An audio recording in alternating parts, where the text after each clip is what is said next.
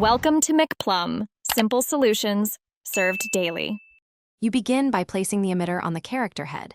This is the origin for laser visuals. Once done, attach a beam or particle emitter and a lightweight local script to control it. You do this now because visuals must be tied to an attachment before scripting behavior. Make sure the studio permissions and API services are active so remote events work.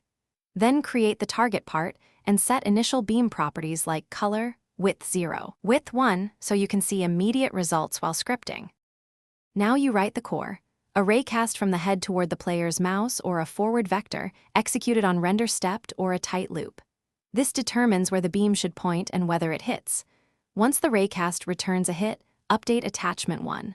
Position to the hit point, trigger particle bursts, and tween beam properties for a sharp pulse.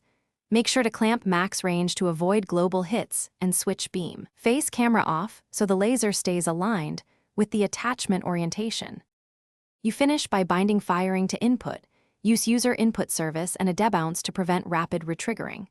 Once fired, send the hit position and target ID via remote event to a server script that validates distance and applies damage. This keeps trust issues off the client. After that, refine visuals and performance. Reduce particle count, lower texture sizes, and cap update frequency. If something breaks, check console for permission or nil attachment errors, often reassigning the attachment fixes invisible beams. Thanks for watching. Stay juicy and subscribe.